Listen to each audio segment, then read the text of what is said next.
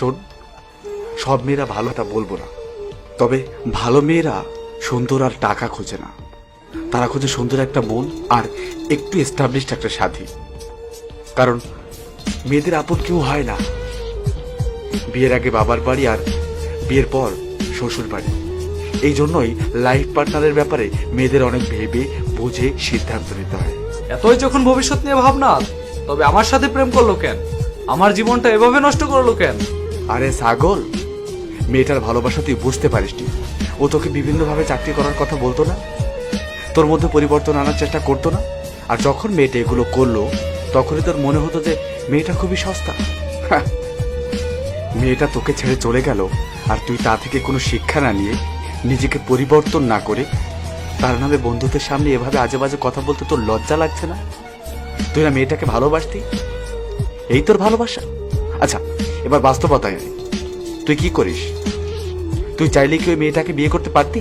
কি আজব টাইপের প্রশ্ন রে ভাই। আমি এখনো স্টুডেন্ট, আমি আবার কি করব? শুধু রাস্তার মাঝখানে হাঁটু গেড়ে গোলাপ ফুল দিতে পারলেই ভালোবাসা হয়ে যায় না।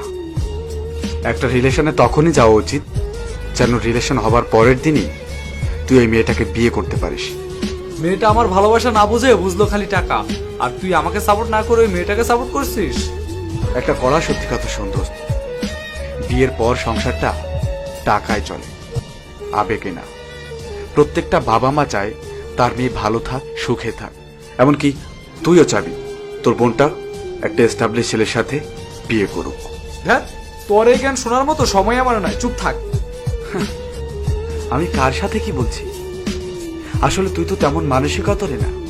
তোর তো ওই মেয়েটার সাথে সম্পর্ক হওয়ার পর শুধু 10 টাকার ফুচকা খাইয়ে চিপায় ফেলে শরীর হাতিয়ে পয়সা উসের ধান্দা করেছিস, আর পরের দিন বন্ধু মহলে তা বুক ফুলিয়ে প্রমাণ করেছিস তুই কতটা লুচ্চা স্বভাবের। মেয়েরা বয়স্কার টাকাওয়ালা ছেলে বিয়ে করে কেন জানিস? কারণ সেই ছেলেটার মধ্যে একটা স্ট্যাবিলিটি আছে যেটা তোর মধ্যে নেই। টাকা থাকলে সব হয়, টাকা থাকলে ভালোবাসা কিনে আনা যায়।